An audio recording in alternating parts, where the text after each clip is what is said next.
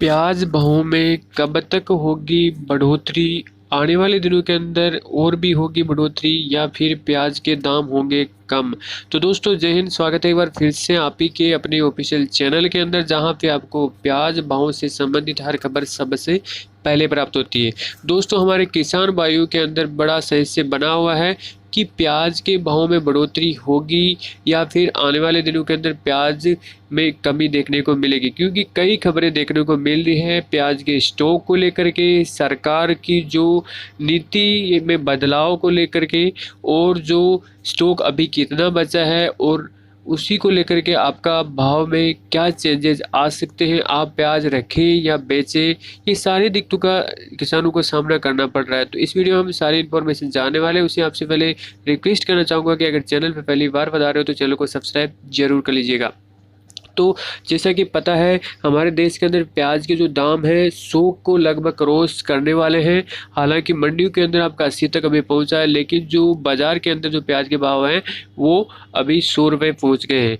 क्योंकि दोस्तों उसका कारण यही है कि हमारे देश के अंदर जो कई महाराष्ट्र और कर्नाटक वगैरह में बारिश होने की वजह से जो नई फसल जो प्याज की आने वाली थी उसकी वजह से जो प्याज है उसमें डिमांड वगैरह बढ़ गई है। लेकिन अभी तक दोस्तों इस महीने आपका प्याज में खासी बढ़ोतरी देखने को मिल सकती है, और सरकार भी इसके ऊपर एक दो दिन से लगाम लगाने की पूरी कोशिश कर रही है।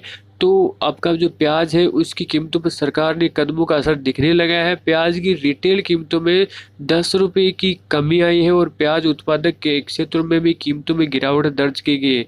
महाराष्ट्र की लासलगांव मंडी की हम बात करें तो एशिया की सबसे बड़ी थोक बाजार की मंडी है, उसमें आपका जो प्याज है थोक बाजार उसमें अभी गिरावट देखने को मिली है। आखिर सस्ता क्यों हो रहा है? क्योंकि सरकारी आंकड़ों के मुताबिक चेन्नई में प्याज की थोक कीमत 23 तारीख को 76 रुपये से गिर करके 66 रुपये आ गई। इसे मुंबई और बेंगलोर में भी काफ़ी सस्ती हुई है। इसी अब दिल्ली के आजादपुर मंडी की बात करें तो आवक थोड़ी उस वहाँ पर भी बढ़ी है, और जो प्याज की रेट है उसमें भी आपका थोड़ा बहुत कमी देखने को मिली है।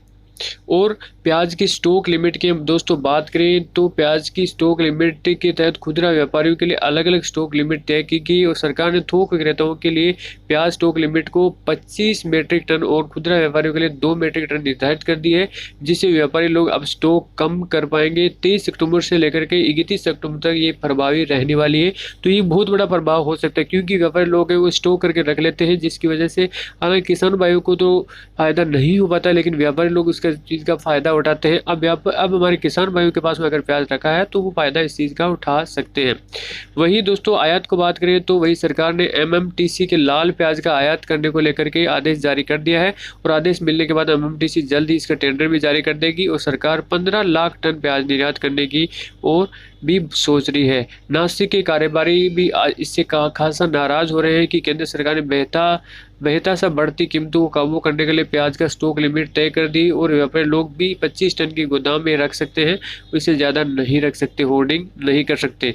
और नासिक में एक प्याज व्यापारी आमतौर पर 3000 टन प्याज गोदाम में रखता है, जबकि अब ट्रक में ही 30 टन तक प्याज आ जाता है। ऐसे में अगर व्यापारी की तरफ से एक ट्रक भी प्याज खरीदी जाती है तो इससे सरकार के आदेश का उल्लंघन हो जाता है। तो इसकी वजह से आपके प्याज के अंदर थोड़ी कमी देखने को मिल सकती है। आप अपना प्याज अगर बेचना चाहते हो तो अभी बेच सकते हो अगर अच्छे दाम आपको मिल रहे हैं। हालांकि दिसंबर बाद में तो कन्फर्म आपके प्याज के दाम घटने वाले हैं, तो नवंबर में अगर आपको अच्छे भाव देखने को मिल सकते हैं तो नवंबर तक आप अपना प्याज अच्छे दामों पर बेच भी सकते हो। तो ये थी आज की लेटेस्ट अपडेट प्याज भाव से संबंधित। बाकी आप चैनल को सब्सक्राइब कर लीजिएगा, बेल आइकन प्रेस कर लीजिए। वीडियो देखने के लिए धन्यवाद। जय जय भारत।